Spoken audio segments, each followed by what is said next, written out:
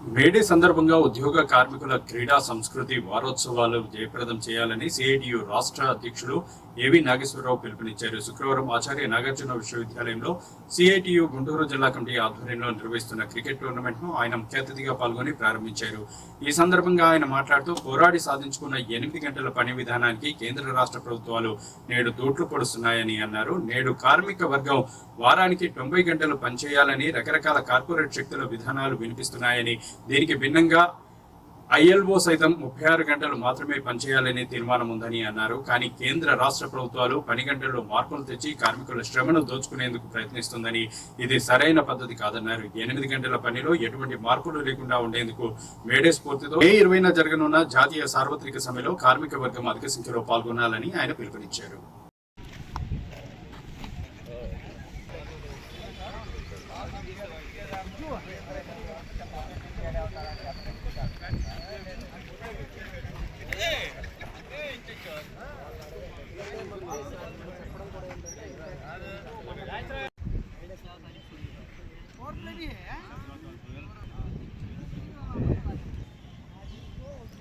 May Day సందర్భంగా CITU Guntur జిల్లా ఆధ్వర్యంలో ఇవాళ రేపు ఎల్లుండి 3 రోజులు క్రికెట్ టోర్నమెంట్స్ నాగార్జున యూనివర్సిటీ గ్రౌండ్స్లో జరుగుతున్నాయి. 10 టీములు దీంట్లో పార్టిసిపేట్ చేస్తున్నాయి. మేడే సందర్భంగా రాష్ట్ర వ్యాప్తంగా సాంస్కృతిక వారోత్సవాలుగా క్రీడల పోటీలతోటి మేడే నిర్వహించాలని చెప్పి సిఐటియు రాష్ట్ర కమిటీ నిర్ణయించింది. ఆ నిర్ణయంలో భాగంగా గుంటూరు జిల్లా ఈ క్రికెట్ టోర్నమెంట్స్ కండక్ట్ చేస్తోంది. ఇందులో పార్టిసిపేట్ చేసిన 10 టీంలు కూడా వివిధ డిపార్ట్మెంట్లో శాఖల్లో పనిచేస్తున్న వర్కింగ్ క్లాస్ ఎంప్లాయీస్ వీళ్ళు పార్టిసిపేట్ చేస్తున్నారు.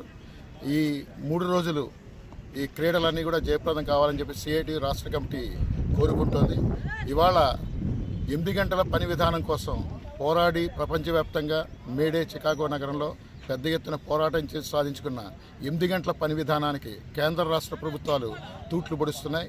ఈ మేడే సందర్భంగా 8 గంటల పని విధానం, అలాగే మే 20వ తారీఖున కేంద్ర కార్మిక సంఘాలన్నీ కూడా లేబర్ కోడ్లకు వ్యతిరేకంగా ఒకరోజు సార్వత్రిక సమ్మె నిర్వహిస్తున్నారు. ఈ సమ్మెలో ప్రధానంగా ఇవాళ కార్మిక వర్గం 8 గంటల పని విధానం కాకుండా 90 గంటలు పనిచేయాలి, 70 గంటలు పనిచేయాలని చెప్తున్నారు. ఇది సరైనది కాదు.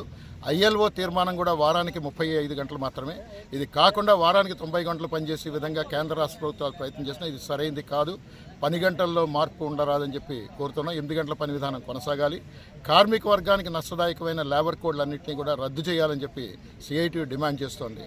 కనీస వేతనాలు 26,000 ఇవ్వాలని, కనీస పెన్షన్ 9,000 రూపాయలు ఇవ్వాలని, పిఎఫ్ ఈఎస్ఐ అమలు చేయాలని, ప్రభుత్వ రంగ సంస్థలు విశాఖ స్టీల్ ప్లాంట్తో సహా ప్రభుత్వ రంగ సంస్థలు వీటిని కూడా ప్రైవేటీకరించగలదు.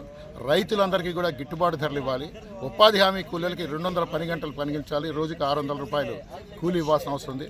అలాగే సిపిఎస్ విధానాన్ని రద్దు చేసి కాంట్రాక్టు అవుట్సోర్సింగ్ ఉద్యోగులందరినీ కూడా రెగ్యులరైజ్ చేయాలి.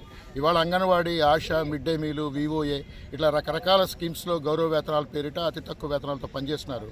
వీళ్ళందరికీ కూడా సమాన పనికి సమాన వేతనాలు ఇవ్వాలి. సుప్రీంకోర్టు తీర్పు ప్రకారం గ్రాట్యుటీ ఇవ్వాలి. ఇటువంటి డిమాండ్తో మే 20 సమ్మె జరుగుతోంది. కాబట్టి 8 గంటల పని విధానం, మే 20 లేబర్ కోడ్ల రద్దు, మే 20 సమ్మెలో ఉన్న డిమాండ్లు కేంద్ర రాష్ట్ర ప్రభుత్వాలు పరిష్కారం చేయాలని కోరుతూ ఈ ప్రచారాన్ని రాష్ట్ర వ్యాప్తంగా మేడే సందర్భంగా మొత్తం కార్మిక వర్గంలో తీసుకెళ్లాలి.